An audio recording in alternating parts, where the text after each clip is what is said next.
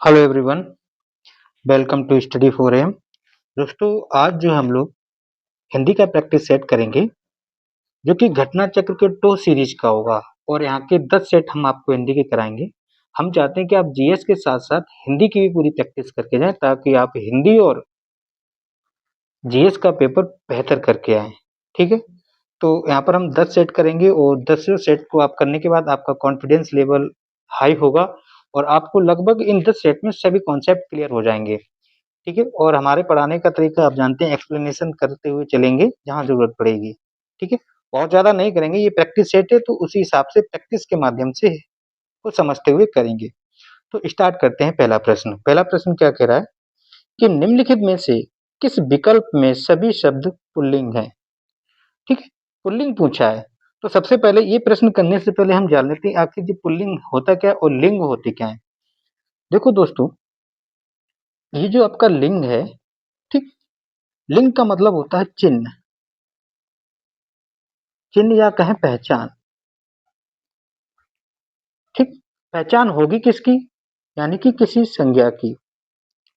तो लिंग का मतलब क्या है कि कोई भी ऐसा शब्द जो उससे ये पता चले कि कोई संज्ञा स्त्रीलिंग है या पुल्लिंग है, या वो मेल है या फीमेल है, या नर है या मादा है, तो वो निर्धारण जो है किसी भी संज्ञा का लिंग करता है। और लिंग जो है दोस्तों हिंदी में दो प्रकार के होते हैं। कौन कौन से? एक आपका होता है पुल्लिंग और दूसरा होता है स्त्रीलिंग। ठीक है, और ये लिंग और स्त्रीलिंग होते किसके हैं? ये होते हैं सिर्फ संज्ञा के, है ना। कोई भी संज्ञा मित्रों, या तो वो पुल्लिंग होगी या स्त्रीलिंग होगी। किसी भी वाक्य में लिंग और पुल्लिंग होना जरूरी है, और किस लिंग के अकॉर्डिंग ही हम क्रिया का इस्तेमाल कर सकते हैं। ठीक है, किसी भी वाक्य में क्रिया जो यूज होगी वो तो या तो स्त्रीलिंग के हिसाब से होगी या पुल्लिंग से के हिसाब से होगी। क्लियर? इसके अलावा क्रिया का यूज जो है वचन के आधार भी करते हैं। यदि वचन एक प्रकार का हो तो क्रिया एक वचन की होगी। वचन जो बहुवचन होगा तो क्रिया बहुवचन की होगी। ठीक है, लिंग के आधार पर क्रिया का इस्तेमाल कैसे होता है, जैसे कि हम एग्जाम्पल की हम बात करें, जैसे हम बोलें घोड़ा दौड़ता है। ठीक है, घोड़ा क्या है? आप जानते हैं एक संज्ञा, और ये किस प्रकार का घोड़ा है? पुल्लिंग है। पुल्लिंग के अनुसार ही तो हमने लिखा है दौड़ता है, हमने ये तो लिखा नहीं कि घोड़ा दौड़ती है ना। यदि संज्ञा पुल्लिंग है तो क्रिया भी पुल्लिंग होगी। ये शुद्ध अशुद्ध में वाक्यों में इनका यूज होता है। दूसरा अगर हम देखें, घोड़ी दौड़ती है, घोड़ी दौड़ती है। ठीक, तो घोड़ी आपने देखा स्त्रीलिंग, इसीलिए यहाँ पर क्रिया भी स्त्रीलिंग की आ गई। ठीक है, अब लिंग जो होते हैं, कोई भी शब्द एक वचन है, वो सॉरी पुल्लिंग है या स्त्रीलिंग है, किताब में तो आपको ये रट लो, याद नहीं। हमको क्या है कि ये बोलते हुए फील करते हुए करना है। क्या ये शब्द बोलने से हमें अच्छा लग रहा है, स्त्रीलिंग लग रहा है या पुल्लिंग लग रहा है ना। हम लोग अपनी डेली लाइफ में कई शब्दों का यूज करते हैं, तो हमें रटना नहीं है, हमें समझना है, बोलकर देख लेना है कि हाँ क्लियर हो रहा है कि नहीं, कि स्त्रीलिंग लग रहा है या पुल्लिंग लग रहा है। वाक्य बोलकर अगर हम देखेंगे तो वो हमें फील होगा। जैसे कि हार, यहाँ पर हार का मतलब पराजय है। ठीक, पराजय, तो हम क्या ये बोलते हैं कि उसकी पराजय हो गया? मजा ही नहीं आ रहा है, पराजय हो गया, ये क्या? उसकी पराजय हो गई, तो यानी कि ये जो पराजय है आपका क्या है? स्त्रीलिंग है। पायल खनक रही है, पायल खनक रहा है, गलत लग रहा है ना, खनक रहा, ये फील होगा, तो यानी कि ये भी आपका स्त्रीलिंग है। पुखराज, पुखराज जो है दोस्तों वो पुल्लिंग होता है। ठीक है, हीरा चमक रहा है, हीरा चमक रही बोलते नहीं, यानी कि हीरा आपका पुल्लिंग है। मोती भी चमक रहा है। ठीक, मोती सफेद होता है, इस टाइप से हम बोले तो मोती भी आपका क्या है? पुल्लिंग है। मणि, मणि भी आपका पुल्लिंग है। तो ये जो एक याद रख लो, ये रत्न जो होते हैं ना, जितने भी रत्नों के नाम होते हैं वो आपके पुल्लिंग होते हैं। ठीक है, पुल्लिंग होते हैं, यानी कि ये सभी पुल्लिंग है। नथ स्त्रीलिंग है, मूंगा और पन्ना ये रत्न है, अर्थात ये भी पुल्लिंग होंगे। कौवा भी पुल्लिंग है, खरगोश भी पुल्लिंग है और मंडल भी पुल्लिंग है। तो इसका आंसर ये भी हो जाना चाहिए और ये भी होना चाहिए। यहाँ पर ऑप्शन में डबल बार लिख गया है, यानी कि ये दोनों ही पुल्लिंग होंगे। ठीक है, आप समझ चुके हैं कि स्त्रीलिंग और पुल्लिंग क्या होते हैं और कैसे पहचानेंगे। जैसे कि पूछ दिया जाता है कभी कभी दही, अब दही स्त्रीलिंग है या पुल्लिंग है हमें रटना नहीं है। दही खट्टा होता है या दही खट्टी होती है, हम लोग डेली लाइफ में क्या बोलते हैं कि दही बहुत खट्टा है, तो दही दोस्तों पुल्लिंग होता है। ठीक, एक आपका तौलिया भी पूछा जाता है। ठीक, तौलिया गंदा है या गंदी है, तौलिया बहुत गंदा है, तो यानी कि तौलिया भी आपका पुल्लिंग हो गया। ठीक है, इस प्रकार के कई शब्दों को हम बोलकर फिल करके कर सकते हैं। क्लियर, तो इसके जो है दो आंसर हो जाने चाहिए यहाँ पर। क्लियर, तो नेक्स्ट प्रश्न की हम बात करते हैं, प्रश्न नंबर 2। अगला प्रश्न कह रहा है कि निम्नलिखित में से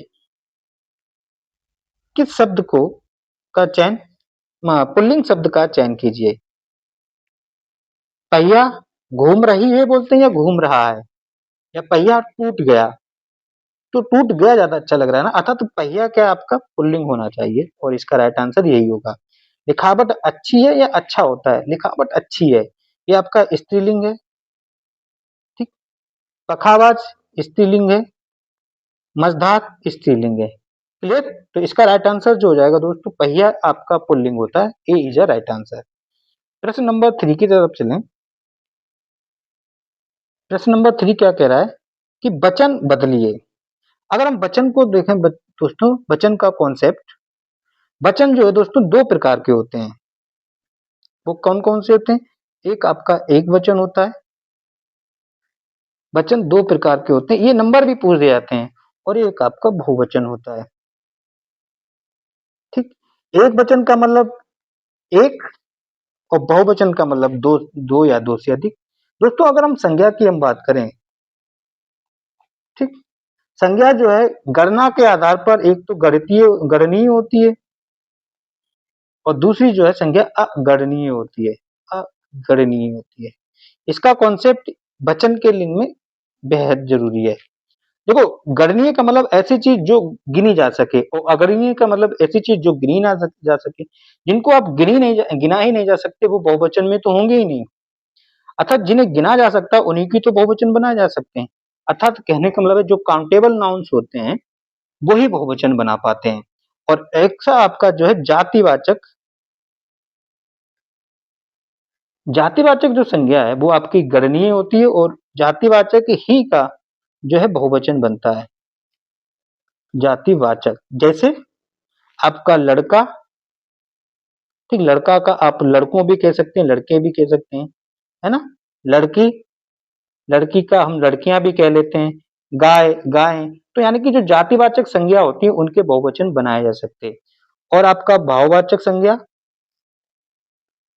भाववाचक संज्ञा ये कॉन्सेप्ट इंपॉर्टेंट है समझना। और आपका व्यक्तिवाचक संज्ञा,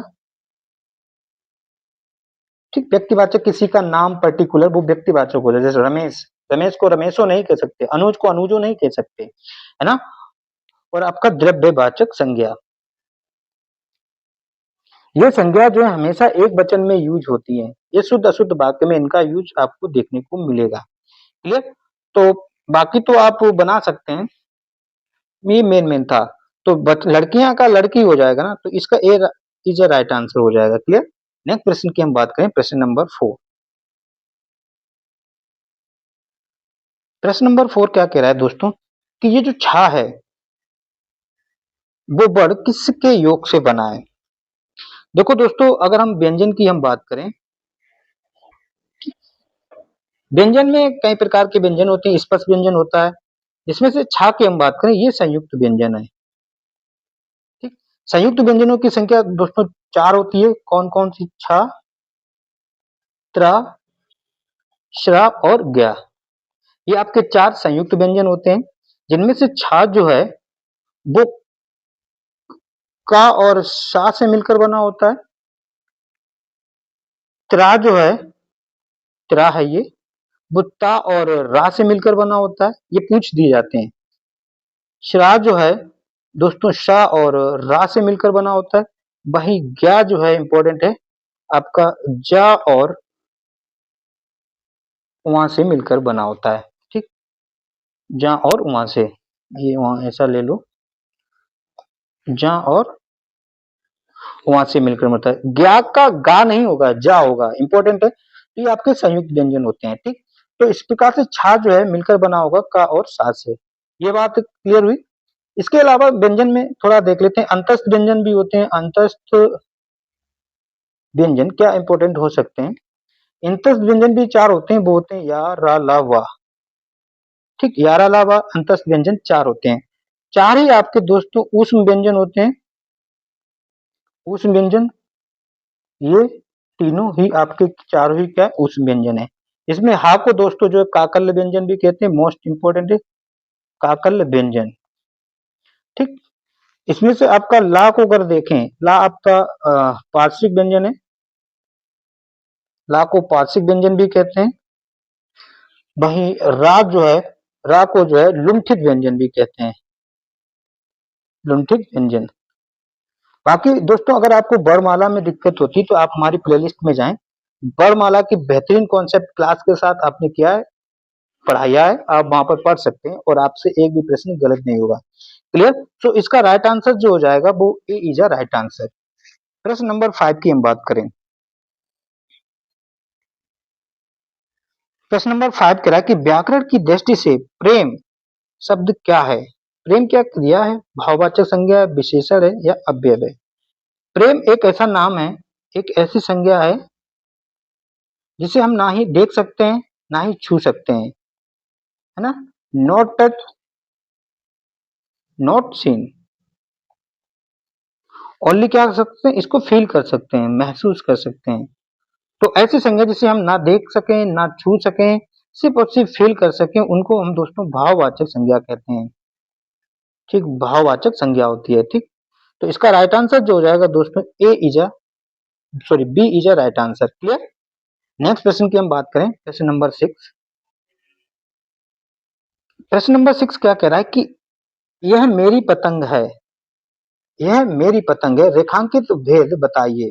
क्या यह निश्चयवाचक सर्वनाम है, अनिश्चयवाचक सर्वनाम है, निजवाचक सर्वनाम है और प्रश्नवाचक सर्वनाम है? दोस्तों अगर हम सर्वनाम की हम बात करें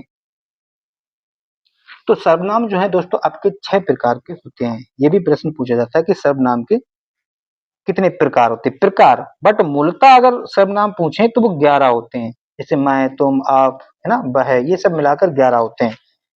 तो ये 6 पुरुषवाचक 6 जो सर्वनाम होते हैं वो कौन-कौन से होते हैं? इसमें से आपका पहला होता है पुरुषवाचक सर्वनाम। ये एटलीस्ट इनको ये याद याद होने चाहिए। सर्वनाम, है ना, ताकि हम पूछा जा सकता है कि निम्न में से कौन सा सर्वनाम का प्रकार नहीं है ना। दूसरा आपका होता है निश्चयवाचक सर्वनाम, निश्चय वाचक सर्वनाम। तीसरा होता है दोस्तों अनिश्चयवाचक सर्वनाम, अनिश्चय वाचक सर्वनाम। चौथा होता है दोस्तों संबंधवाचक सर्वनाम, संबंधवाचक सर्वनाम। पांचवा होता है प्रश्नवाचक सर्वनाम, प्रश्नवाचक सर्वनाम। और एक होता है आपका निजवाचक सर्वनाम, निजवाचक सर्वनाम, निजवाचक सर्वनाम, ठीक है। देखो पुरुषवाचक सर्वनाम क्या होता है, जैसे कि जब आप ऐसा सर्वनाम जो नाउन के स्थान पर प्रयुक्त हो, जैसे आपका ये फिर 3 बार के हो जाते हैं। आपका उत्तम पुरुष, है ना, जैसे कि मैं, हम। फिर इसके बाद मध्यम पुरुष, मध्यम पुरुष में जैसे कि तुम। और आपका तीसरा होता है अन्य पुरुष, है ना, अन्य पुरुष। अन्य पुरुष में जैसे कि वह, यह, वो वगैरह।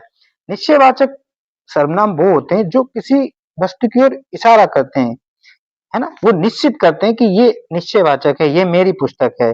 और अनिश्चयवाचक में जैसे कि आपका कोई, इसमें आ जाता है यह, वह, एक इशारा करके बताएं, कोई हो गया, कुछ, कोई आ रहा है, कुछ गिर गया दाल में, है ना। तो क्या है, कोई का मतलब कौन, पता नहीं कौन, बट कोई तो होगा, वो कोई सर्वनाम ही तो होगा।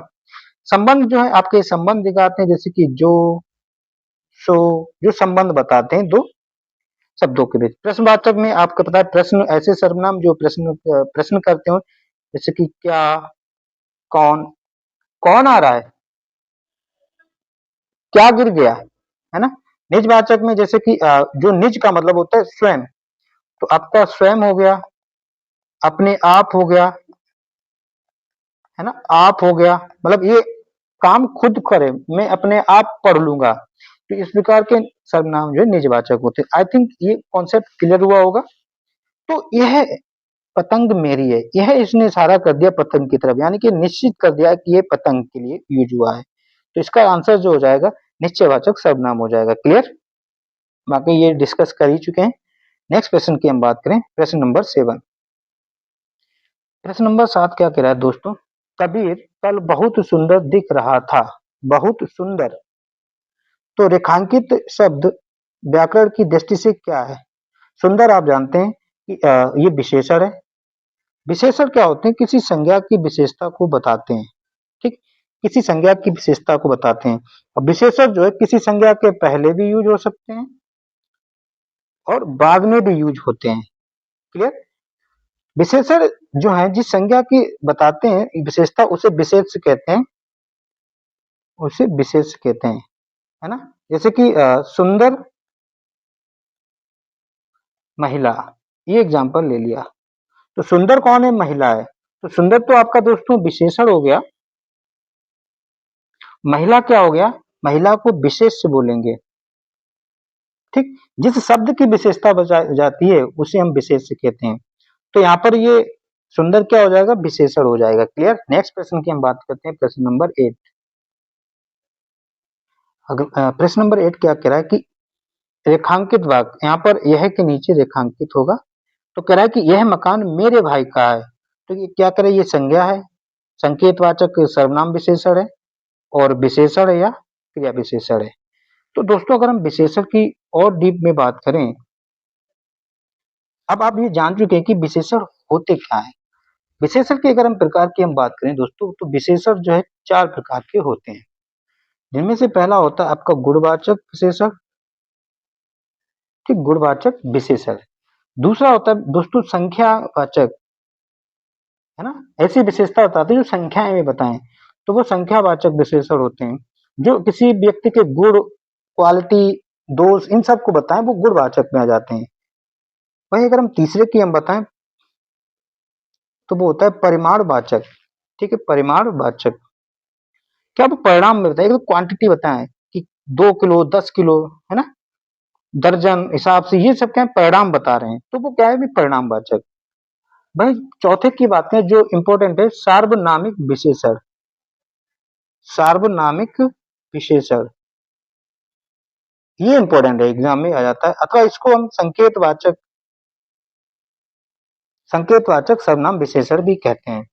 अब दोस्तों ये जो संकेतवाचक सर्वनाम विशेषण है, सॉरी सार्वनामिक विशेषण जो होता है, ये खुद डिवाइड है 4 पार्ट में। कौन कौन से, ये है आपका एक संकेतवाचक, ठीक, संकेतवाचक सार्वनामिक विशेषण। दूसरा आपका अनिश्चय, अनिश्चय वाचक सार्वनामिक विशेषण, इसी में आपका प्रश्नवाचक, ठीक है, प्रश्नवाचक सार्वनामिक विशेषण हम पूरा नहीं लिख रहे हैं। और चौथा होता है संबंधवाचक सार्वनामिक विशेषण। संकेतवाचक आप जानते हैं कि यह है, वह, ऐसे विशेषण। इसके क्या होता है कि विशेषण क्या होता है, जिस सर्वनाम के बाद तुरंत कोई नाउन आ जाए, है ना, जैसे यह मकान, यह लड़का, है ना, ये तो आपके सर्वनाम है, बट इसके तुरंत बाद नाउन आ रहा है, और ये है जो है इस नाउन की विशेषता बताएगा, यह मकान अच्छा है, ठीक है। तो ये मकान अच्छा है, कौन सा मकान अच्छा है, यानी कि ये मकान की विशेषता बता दिया, यह है। वह लड़की पागल है, तो वह किसके लिए यूज है, लड़की के लिए। तो लड़की कैसी है, पागल है, तो ये वह जो उस लड़की के लिए, जब किसी के नाउन के सर्वनाम के बाद तुरंत कोई नाउन आ जाए, तो वो आपका संकेतवाचक होता है। अनिश्चयवाचक मतलब कुछ लोग, है ना, इसके बाद तुरंत नाउन आ जाए, प्रश्न में कौन, क्या के बाद तुरंत नाउन आ जाए, और संबंध में आपके संबंध बताते हैं। तो ये कह रहा है कि यह है मकान, यह के बाद क्या है, मकान, तो ये क्या हो गया आपका संकेतवाचक सार्वनामिक विशेषण। आई होप समझ में आया होगा कि विशेषण क्या होते हैं। यहाँ से सबसे ज्यादा एग्जाम में प्रश्न पूछे जाते हैं, ये 4 प्रकार के होते हैं। नेक्स्ट प्रश्न की हम बात करें, प्रश्न नंबर 8। विशेष शब्द क्या है? आप जानते हैं कि विशेष शब्द वो होता है विशेषण जिसकी विशेषता बताए। ये हम लोग डिस्कस कर चुके हैं। तो कुछ सुंदर आपका क्या विशेषण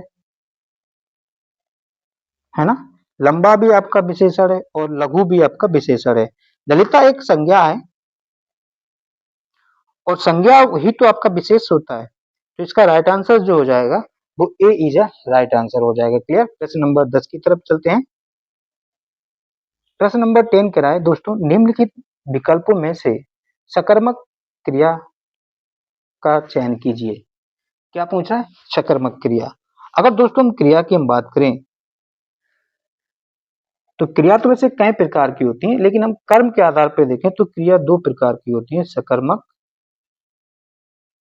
और अकर्मक।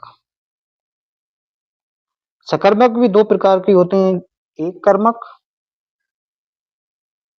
अर्थात जिसमें एक कर्म हो और जिसमें 2 कर्म हो तो वो होती है द्विकर्मक।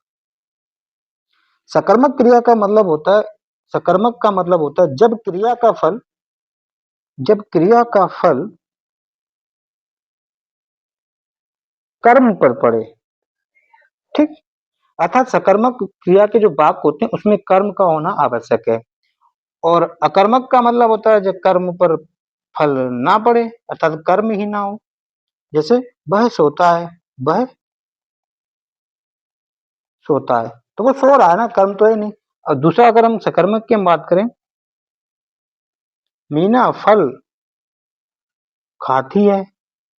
ठीक। मीना फल खाती है, मीना खाती है, खाना तो क्रिया है, क्या खाती है? फल खाती है। तो कर्म कर रही है ना, यहाँ पर कर्म हो गया, यानी कि खाने का प्रभाव जो है फल पर पड़ रहा है, तो वो आपकी सकर्मक होगी। ठीक है। तो यहाँ पर लेटना कोई सकर्मक नहीं, अकर्मक है। लूटना कोई कुछ नहीं है, पिघलना। तड़पाना, किसी को आप तड़पाएंगे तो उसमें कर्म का फल पड़ेगा। जैसे कि मोहन शीला को तड़पाता है, तड़पाता है। ठीक है। तड़पाता किसको है? शीला को। तो तड़प कौन रही है? शीला पे प्रभाव पड़ रहा है ना इस क्रिया का। तो तड़पाना जो है यहाँ पर जो है आपका सकर्मक क्रिया हो जाएगी। क्लियर। नेक्स्ट प्रश्न की हम बात करें। अगला प्रश्न क्या कह रहा है कि हथियाना चिकनाना किस प्रकार की क्रिया है? ठीक है। अब हम बात करते हैं हथियाना और उसकी क्रिया की बात करें। देखो अगर दोस्तों क्रिया की अगर हम बात करें, कर्म के आधार पर हम लोगों ने देखा तो क्रिया 2 प्रकार की थी। कितने प्रकार की थी? 2। अगर हम दोस्तों प्रयोग के आधार पर देखें, ये थोड़ा इसको शिफ्ट करो। प्रयोग के आधार पर दोस्तों क्रिया जो है वो 6 प्रकार की होती हैं, सॉरी 5 प्रकार की होती हैं। प्रयोग के आधार पर कौन कौन सी होती हैं देख लेते हैं। एक दोस्तों होती है सामान्य क्रिया। ठीक। ये इंपॉर्टेंट है। प्रयोग के आधार पर क्रिया 5 प्रकार की होती है। पहली आपकी सामान्य क्रिया, दूसरी आपकी संयुक्त क्रिया, तीसरी जो है नाम धातु क्रिया, नाम धातु क्रिया, चौथी जो है आपकी प्रेरणार्थक क्रिया, और आपकी पांचवी जो होती है वो होती है पूर्वकालिक क्रिया। पूर्वकालिक क्रिया दोस्तों अगर आप एग्जाम में देखेंगे तो मोस्टली जो है इन दो से एग्जाम में पूछ दिया जाता है। सामान्य क्रिया क्या होती है? जब वाक्य में एक क्रिया हो, एक क्रिया का इस्तेमाल हो तो वो सामान्य क्रिया हो गई। जैसे कि वह नहाया, नहाया एक क्रिया है। आप आए, आप आए ना, तो एक क्रिया है। संयुक्त क्रिया में क्या होता है? जब दो या दो से अधिक क्रियाएं इस्तेमाल हो, 2 या 2 प्लस बोल दिया हमने। जैसे कि रोहन भारत महाभारत पढ़ता है। एग्जाम्पल अगर आप देखें तो यहाँ पर लिख सकते हैं कि रोहन महाभारत पढ़ता है। एक एग्जाम्पल में आप समझ जाएंगे, महाभारत पढ़ने लगा, पढ़ने लगा। ठीक, देखो रोहन महाभारत पढ़ना, पढ़ना एक क्रिया है और लगना भी तो एक क्रिया है। पढ़ने लगा, खेलने लगा, कूदने लगा, रोने लगा, तो ये क्या संयुक्त क्रिया है। यहाँ पर दो या दो से अधिक क्रियाएं भी इस्तेमाल हो रही हैं। नाम धातु क्रिया क्या होती है? नाम का मतलब है संज्ञा। ऐसी क्रियाएं जो किसी संज्ञा से या दोस्तों सर्वनाम से या फिर विशेषण से बनकर बनती हैं। ठीक है, ऐसी संज्ञा जो किसी संज्ञा से ऐसी कोई क्रिया जो किसी संज्ञा से बने, सर्वनाम से बने या विशेषण से बने, उनको हम जो है दोस्तों क्या कहते हैं? नाम धातु क्रिया कहते हैं। संज्ञा से जैसे कि आप देखें, हाथ से बना हथियाना, है ना, हथियाना, हथियाना एक क्रिया हो गई ना, ये हाथ से बना है, हाथ एक संज्ञा है। ठीक है, और आप देख लें जैसे कि विशेषण में देख लें, शर्म, भाई शर्म एक विशेषण है और इसकी जो है शर्माना एक क्रिया हो गई, है ना, शर्म का शर्माना एक क्रिया हो गई। ठीक, आप जानते हैं कि अपना एक सर्वनाम है और इसका जो है अपनाना एक क्रिया है। तो ऐसी क्रियाएं जो किसी संज्ञा से बने, सर्वनाम से बने या विशेषण से बने दोस्तों, उनको जो है हम नाम धातु क्रिया कहते हैं। प्रेरणार्थक क्रिया, ये इंपॉर्टेंट है। प्रेरणा आप समझते हैं ना, प्रेरणा, प्रेरणा मतलब किसी को प्रेरित करना। ठीक है, तो जब कोई काम करता खुद ना करके दूसरे से कराए तो वो आपका प्रेरित होता है। दूसरे से कार्य कराए, दूसरे से कार्य या काम कराए तो वो आपकी प्रेरणार्थक क्रिया होती है। जैसे कि लिखें एग्जाम्पल, लिखवाना, है ना, पिसवाना, कोई चीज पिसवाना, लड़वाना, है ना। आप देख रहे हैं कि इसमें कर्ता खुद नहीं कर रहा है, किसी दूसरे से करा रहा है। तो ऐसी क्रियाएं दोस्तों प्रेरणार्थक क्रियाएं होती हैं। पूर्वकालिक क्रियाएं, ये भी इंपॉर्टेंट है। पूर्वकालिक क्रियाएं वो होती हैं जब कोई दूसरी क्रिया करने से पहले आप क्रिया कर चुके हो। जैसे वो खाना खाने के बाद, अमन खाना खाने के बाद या खाना खाकर सो गया। ठीक, देखो वो खाकर सो गया, सोना एक अलग क्रिया है और वो खाने से पहले एक क्रिया कर चुका है ना, खाकर, खाकर सो गया। जब कोई क्रिया आप दूसरी करें उससे पहले एक क्रिया कर चुके हों तो वो आपकी पूर्वकालिक क्रिया होती हैं और इन क्रियाओं में ज्यादातर कर का इस्तेमाल होता है, खाकर, सोकर, नहाकर। जैसे कि रामू नहाकर स्कूल गया, स्कूल गया। ठीक, गया एक क्रिया है, क्या करके गया? नहाकर, दूसरी क्रिया ये। जब एक क्रिया से पहले दूसरी क्रिया की जाए तो वहां पर पूर्वकालिक क्रिया होती है। आई होप दोस्तों ये बात क्लियर हो गई और ये मोस्ट इंपॉर्टेंट टॉपिक है, हमें लगता है कि यहाँ से एग्जाम में आएगा। तो अब हथियाना, चिकनाना, ये कौन सी हो गई? ये नाम धातु क्रिया हो गई। प्रार्थक आप समझ चुके हैं, यौगिक क्रिया, संयुक्त क्रिया। संयुक्त आप जान चुके हैं, यौगिक भी संयुक्त का एक रूप होता है। 12वां प्रश्न क्या कह रहा है? हरिमोहन को रुपये देता है, रेखांकित शब्द में कौन सा कारक है? कारक आया। कारक आप दोस्तों जानते हैं कारक के 8 प्रकार होते हैं, ये डायरेक्ट प्रश्न में पूछ दिया जाता है। ठीक है, कारक कितने प्रकार के होते हैं? 8 प्रकार के, वो नाम आपको पता होने चाहिए। एक तो आपको दोस्तों कर्ता कारक, कर्म कारक, करण कारक, ठीक है, कर्ता कर्म कारक, अपादान कारक,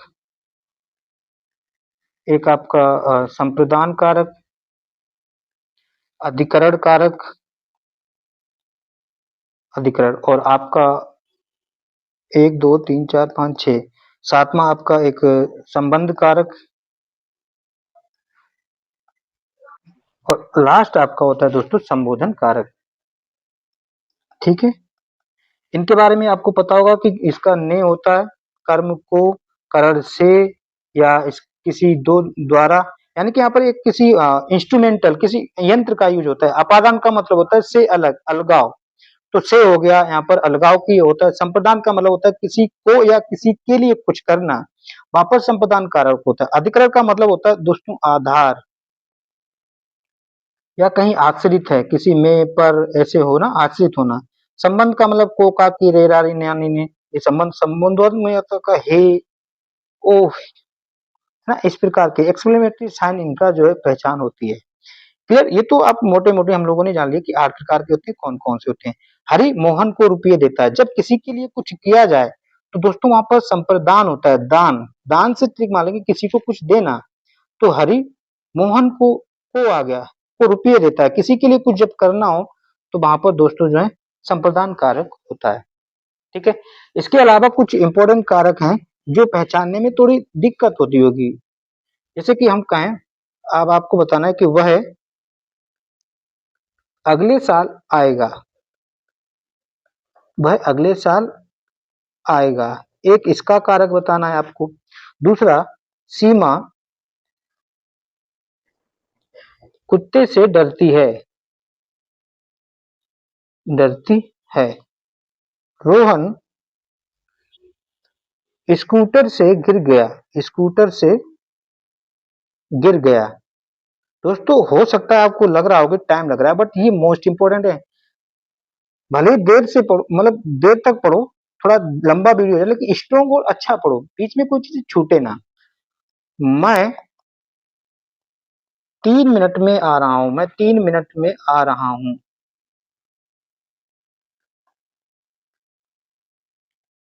पहले आप दिमाग लगाओ क्या हो सकता है, फिर हम बताते हैं। वह अगले साल आएगा, जब दोस्तों कहीं समय की बात की जाए, साल की बात की जाए, देश की बात की जाए, तो वहां पर दोस्तों जो है अधिकरण होता है, और ये आपका क्या होगा, अधिकरण होगा। क्लियर, अधिकरण कारक होगा। सीमा कुत्ते से डरती है, वो डरकर कुत्ते के पास तो ही ना जाएगी। कोई किसी से डरता है तो वो उससे दूर भागेगा, है ना। तो दूर कहाँ होता है, अपादान में होता है, अर्थात ये होगा आपका अपादान। ठीक है। रोहन स्कूटर से गिर गया, स्कूटर से गिर गया तो स्कूटर से दूर भागेगा ना, मतलब दूर ही तो गिरेगा, तो यहाँ पर भी अपादान होगा। ठीक है। मैं 3 मिनट में आ रहा हूं, 3 मिनट में क्या करने आ रहे हो, उसके लिए कुछ करने ही तो जा रहा होगा, तो ये यहाँ पर आपका संप्रदान होगा। ठीक है, ये आपका संप्रदान कारक होगा। आई होप समझ में आया कि कारक क्या होते हैं, आराम से आप चिन्हों के माध्यम से भी पहचान सकते हैं। प्रश्न नंबर 13 क्या कह रहा है कि अंबु किसका पर्यायवाची है। ठीक, अंबु जो है दोस्तों, अंबु का मतलब होता है पानी या जल या पेय, नीर, ये सब इनके क्या है, पर्यायवाची हैं। और भी क्या होता है, एक आपका बारी होता है और सलील, है ना, ये सब क्या है, पानी के पर्यायवाची हैं। और कोई इंपॉर्टेंट क्या जल के, एक आपका इंपॉर्टेंट है उदय होता है, इंपॉर्टेंट है, आब होता है ना, बाकी तो ये सब इंपॉर्टेंट है। पानी, पेय, ये क्या है, जय क्यों लिख दिया, जल लिखा है, सॉरी जल होगा। ठीक है, तो इसका राइट आंसर जो होगा अंबु जो है आपका जल का पर्यायवाची है। कमल के भी पूछ दिए जाते हैं, जैसे कि कमल का तो आपको पता होगा पंकज होता है।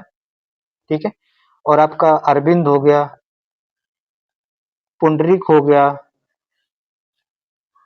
इंदिवर, ये कुछ इंपॉर्टेंट है। और आपका उत्पल और जो अंबुज, है ना, ये इंपॉर्टेंट है। और आपका पारिजात भी मोस्ट इंपॉर्टेंट, और एक आपका ताम्रस, ताम्रस, ये क्या है, ये सब कमल के पर्यायवाची हैं।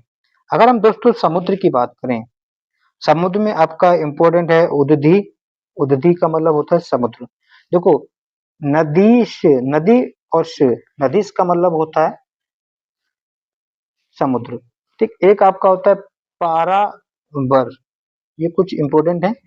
बादल की अगर हम बात करें, बादल में नीर, नीर मतलब पानी होता है, और जो पानी को रखे हुए है, नीरद आप यहाँ से कर सकते हैं। पयो, पय मीन्स भी पानी होता है, और इसका बन गया पयोधी, ये भी याद रख सकते हैं, पयोधी मतलब बादल। मेघ घन, ये आपको पता ही होंगे, ये कुछ अलग है, जैसे कि आपका सारंग हो गया। ठीक है। और आपका एक इम्पोर्टेंट है, ये है जीमूत। ये क्या है? सब बादल के पर्यायवाची हैं। क्लियर? अब नेक्स्ट प्रश्न की हम बात करते हैं।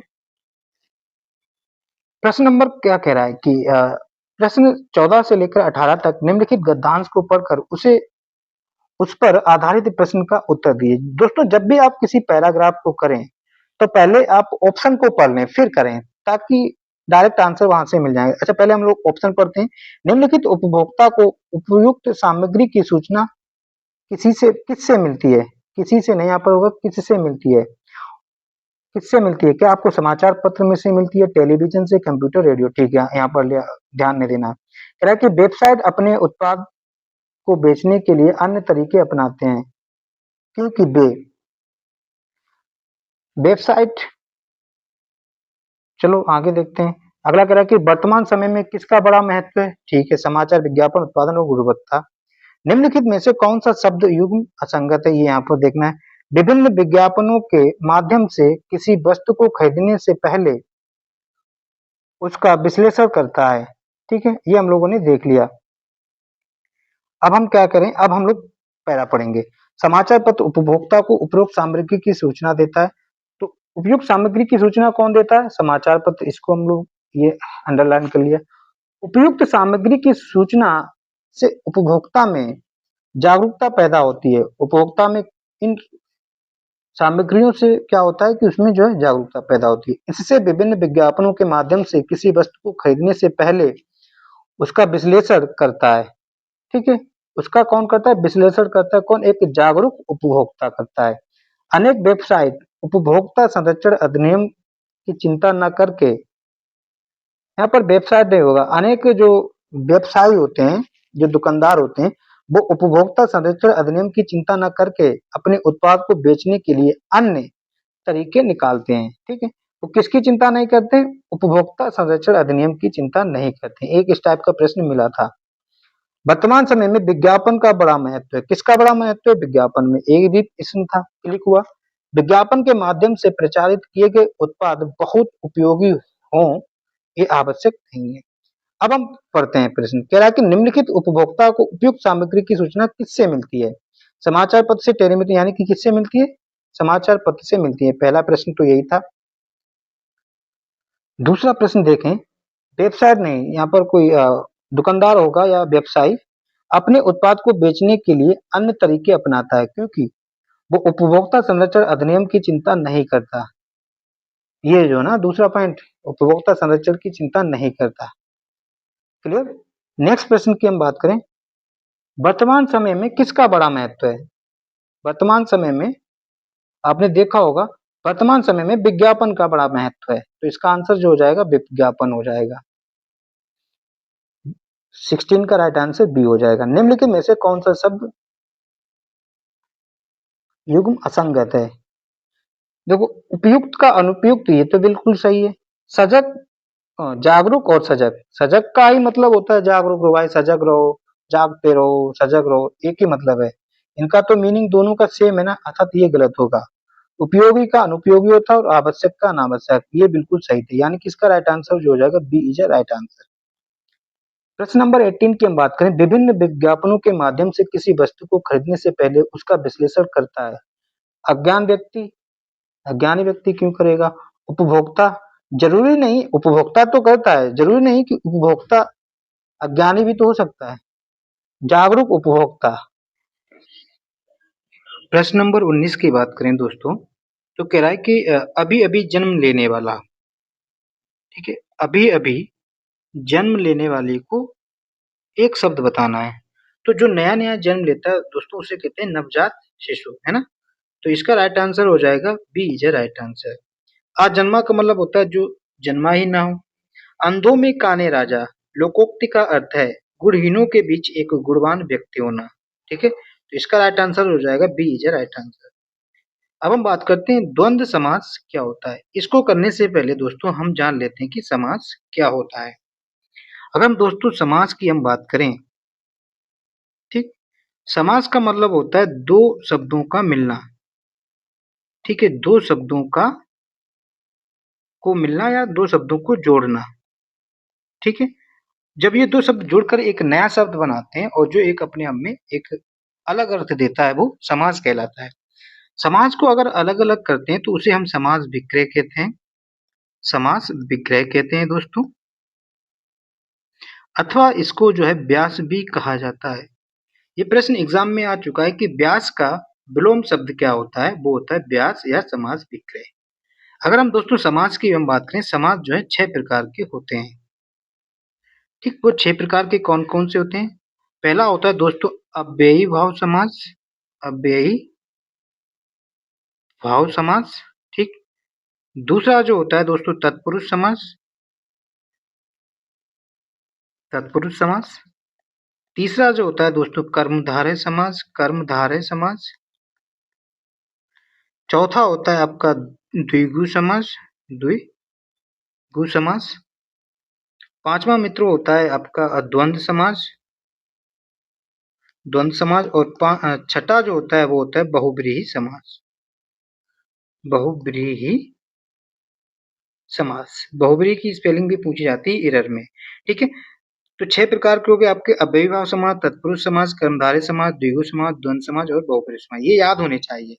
लेकिन अभी यहाँ पर हम सबको डिस्कस नहीं करेंगे, जब प्रैक्टिस सेट करेंगे तभी सबको धीरे-धीरे सब कवर हो जाएंगे। यहाँ पर हम सिर्फ और सिर्फ बात करेंगे द्वंद्व समास की, ठीक है। तो यहाँ हम लोग ले लेते हैं द्वंद्व समास, ठीक। द्वंद्व समास में क्या होता है कि 2 पद होते हैं, ठीक। ये दोनों ही पद क्या होते हैं, दोनों ही पद जो है प्रधान होते हैं, दोनों पद प्रधान होते हैं और ये दोनों ही पद एक दूसरे के क्या होते हैं, विलोम होते हैं। ये बात ध्यान रखना। 2 पद होते हैं, दोनों ही पद प्रधान होते हैं और दोनों ही एक दूसरे के विलोम होते हैं। इनको पहचान के लिए दोस्तों जो है मोस्टली सभी में नहीं, ज्यादातर में जो है ये जो है योजक चिन्ह, जिसे हम इंग्लिश में हाइफन कहते हैं, ये होता है। जैसे एग्जाम्पल की अगर हम बात करें तो आप ले लो नदी नाले, नदी और नाले, ठीक। देखो नदी अलग है और नाला अलग है, एक दूसरे के अपोजिट है। नदी स्वच्छ होती है, साफ होती है, वही नाले जो है गंदे और कुचले होते हैं, इनके बीच में हाइफन। क्लियर। दूसरा इसमें और एग्जाम्पल ले सकते हैं, जैसे कि पाप पुण्य। देखो पाप और पुण्य एक दूसरे के अपोजिट है, बीच में हाइफन है। अगर ये हाइफन ना हो, इसके अलावा और भी पहचान होती है, जैसे आप उनको विग्रह करेंगे तो उसमें आपको और बीच में मिलेगा, ये सड़क क्यों रहा है, या मिलेगा, अथवा मिलेगा, और एवं उनके बीच में मिलेगा, ठीक है। जैसे नदी और नाले, पाप और पुण्य, है ना, ये सब चीजें मिल सकती हैं। ये विग्रह करने पर ये आने चाहिए, तो आप क्या करें, और एक दूसरे के विलोम होने चाहिए। इसके अलावा कुछ इंपॉर्टेंट एग्जाम्पल हैं, जैसे कि हम बात करें गौरी शंकर, ठीक। गौरी शंकर, इनके बीच में तो हाइफन भी नहीं है। गौरी और शंकर, तो ये अर्थात ये क्या होगा, ये आपका द्वंद्व समास होगा, ठीक। एक आपका और है देवासुर, देवासुर। देवासुर का मतलब क्या है, देव और असुर, देख रहे हो, देव और असुर। देव अलग है, असुर अलग है, एक दूसरे के विलोम में, अर्थात ये द्वंद्व समास। एक और इंपॉर्टेंट है धर्माधर्म। धर्माधर्म का मतलब होता है दोस्तों धर्म और अधर्म, धर्म और अधर्म। क्लियर। देखो धर्म और अधर्म एक दूसरे के अपोजिट हैं। अच्छा एक और इम्पोर्टेंट है, जैसे कि आप बात करें मुख देश दर्शन, तो इसको ये मत देखना कि बीच में हाइफन लगा, हटाओ द्वंद्व समास नहीं। मुख और दर्शन एक दूसरे के अपोजिट नहीं है, मुख और दर्शन कहाँ अपोजिट है, अर्थात ये जो है ना तत्पुरुष समास है, ठीक है। यानी कि ये द्वंद्व समास नहीं है। आई होप समझ में आएगा कि द्वंद्व समास होते क्या है। 2 पद होते हैं, दोनों ही पद अपने आप में प्रधान होते हैं। देखो नदी भी अपने आप में है और नाला भी है, एक दूसरे के विलोम होते हैं, ज्यादातर इनके बीच हाइफन होता है, ठीक। पाप और पुण्य, और या अपराध अथवा एवं, इनको विग्रह करेंगे तो इनके बीच में ये आता है। क्लियर। तो इसका राइट आंसर जो हो जाएगा नर और नारी, जो है आपका क्या है, नर देखो और नारी एक दूसरे के विपरीत लिंग होते हैं। क्लियर। नेक्स्ट प्रश्न की हम बात करते हैं, प्रश्न नंबर 22। कह रहा कि व्याकरण की दृष्टि से निम्नलिखित में से कौन सा वाक्य शुद्ध है। देखो दोस्तों वाक्य और की शुद्ध और अशुद्ध की प्रॉब्लम हो सकती है रिलेटेड किससे, संज्ञा से, संज्ञा में एरर दे सकते हैं, आपको सर्वनाम दिया हो वो भी देख सकते हैं कि सर्वनाम से रिलेटेड प्रॉब्लम हो सकती है। इनको रटने नहीं होते, समझना होता है कि संज्ञा से रिलेटेड तो नहीं है, सर्वनाम से रिलेटेड तो नहीं है, वचन से रिलेटेड हो सकती है प्रॉब्लम, अशुद्धि क्रिया से रिलेटेड हो सकती है दोस्तों, विशेषण से रिलेटेड प्रॉब्लम हो सकती है ना? और लिंग से रिलेटेड भी प्रॉब्लम हो सकती है। इन सबको देखना पड़ता है वाक्य में, ठीक? तो देखते हैं, कह रहा है कि मेरे को अपना काम बहुत पसंद है। मेरे को, तेरे को, ये तो शुद्ध वाक्य है नहीं ना। वैसे तो स्लैंग लैंग्वेज हम लोग बोल सकते हैं, लेकिन सही मायने पर व्याकरण की शुद्ध भाषा में तेरे को, मेरे को नहीं चलता है। तो यहाँ पर मेरे को नहीं होना चाहिए, ये हो सकता था यहाँ पर मुझे आपका काम बहुत पसंद है। तो ये होता तो वाक्य सही था, तो ये वाक्य यहाँ पर गलत है। वह आदमी अच्छा नहीं है। देखो, वह आदमी अच्छा नहीं है, कहीं कोई एरर नहीं लग रही है, यानी कि ये आपका बिल्कुल सही है। ना तो क्रिया की एरर है, ना ही सर्वनाम की है, ना ही कोई नाउन की है, और ना ही विशेषण की है। तो ये अपने आप में ठीक है। और देख लेते हैं, एक दूध का गिलास दो। एक दूध का गिलास दो, एक दूध के लिए यूज हुआ है ना, दूध से पहले है, तो दूध एक थोड़ी ना होता है। इसका होना चाहिए था एक गिलास, ठीक, एक गिलास होता है ना दूध का, दो, ठीक। यहाँ पर गिलास की भी रिलेटेड है। ऐसे ही कई एग्जाम्पल होते हैं। अ, बच्चे को गर्म करके दूध दो, बच्चे को गर्म करके दूध पिलाओ, ठीक है। ये हम बोल सकते हैं अपनी नॉर्मल भाषा में, बट बच्चे को गर्म करके थोड़ी ना दूध पिलाओ, दूध को गर्म करके बच्चे को पिलाओ, ये होना चाहिए ना। तो इस प्रकार के सेंटेंस अरेंजमेंट में भी गलती हो सकती है। कह रहा है कि प्रत्येक चित्र बुरे होते हैं। वैसे तो ये आपको सही लग रहा होगा, प्रत्येक चित्र बुरे होते हैं, कहाँ एरर लग रही है? लेकिन प्रत्येक आप जानते हैं कि प्रति और एक से मिलकर बना है ना? तो प्रत्येक जो है एक-एक की बात कर रहा है, यानी कि ये एक वचन के लिए यूज़ होता है, और बुरे जो यहाँ पर बहुवचन है, तो यहाँ पर बुरे ना होकर बुरा होना चाहिए। प्रत्येक चित्र बुरा होता है। तो इस हिसाब से जो है ओनली बी ऑप्शन जो है राइट आंसर होगा, क्योंकि यही आपका सही वाक्य है। आई होप समझ में आया होगा कि शुद्ध और अशुद्ध वाक्यों को कैसे पहचाना जाएगा, ठीक है? ये कुछ बेसिक कॉन्सेप्ट थे, रटने नहीं होते हैं। निम्नलिखित शब्दों में शुद्ध शब्द पहचानिए। अगर आशीर्वाद की दें तो ये आशीर्वाद आपने ज़्यादातर ऐसा लिखा होगा, वो गलत होता है। आशीर्वाद होना चाहिए ना, ये तो आशीर्वाद लिखा है, तो आशीर्वाद ऐसा लिखा होता है, अर्थात ये गलत है। आजीविका अपने आप में ठीक है। अध्ययन, ये होता है अध्ययन। ऊनी तो ऐसा लिखा जाता है ऊनी, क्लियर? यानी कि B is a right answer. Next प्रश्न की हम बात करें 24, अलंकार से रिलेटेड है। अलंकार अपने आप में एक अच्छा टॉपिक है, बड़ा है। तो कह रहा है कि तरणी तनुजा तृत तमाल तरवर व उछाए जब ता ता ता ता ता। आप जानते हैं कि जब किसी पंक्ति में किसी एक वर्ड की बार बार पुनरावृत्ति होती है तो उसे अनुप्रास अलंकार कहते हैं, क्लियर? तो इसका राइट आंसर जो हो जाएगा वो हो जाएगा D is a right answer, clear? अंतिम और आखिरी प्रश्न की हम बात करें, अंतिम और आखिरी, ये भी हमने गलत बोल दिया है ना, तो शुद्ध शुद्ध यहाँ पे अंतिम और आखिरी का मतलब ही होता है कि, तो ये स्लैंग सुपर फ्लॉज भी वाक्यों में गलत हो सकते हैं, है ना? नीचे दिए गए वाक्य में रिक्त स्थान भरिए, उपयुक्त शब्द चयन करना है। कह रहा है कि बरगद जो है हर हरा रहा था, बरगद झाए झाए हरा रहा था, साए साए सरसर या हरहर। तो बरगद जो है दोस्तों झाए झाए हरा था, तो इसका राइट आंसर हो जाएगा A is a right answer. I hope दोस्तों, उम्मीद करता हूँ कि ये हिंदी का सेशन आपको पसंद आया होगा, और रिवीजन करने का तरीका भी ये आई थिंक पसंद आया होगा आपको। अगर आपको लगता है कि हाँ, क्लास अच्छी है, ऐसे ही चलना चाहिए, आपको और जल्दी ज़्यादा प्रैक्टिस सेट करनी है, जल्दी-जल्दी हम डालें, तो आप कमेंट करें, ताकि हम आपको समय-समय से जल्दी-जल्दी आपको प्रैक्टिस करा दें। आपके पास इतना समय नहीं है। दोस्तों यकीन मानिए कि यदि आप 10 प्रैक्टिस सेट हमसे कर लेंगे ना, तो आप 10 सेट में हिंदी का लगभग सारे कॉन्सेप्ट क्लियर हो जाएँगे। सो उम्मीद करता हूँ कि आपको अच्छा लगा होगा, और आपको अगर अच्छा लगा है तो वीडियो को लाइक कर लें। चैनल में नए हैं तो चैनल को सब्सक्राइब कर दें, क्योंकि आपके ही सब्सक्रिप्शन से हम आगे बढ़ेंगे। आपके सहयोग की ज़रूरत है। सो दोस्तों, जय हिंद। जय भारत।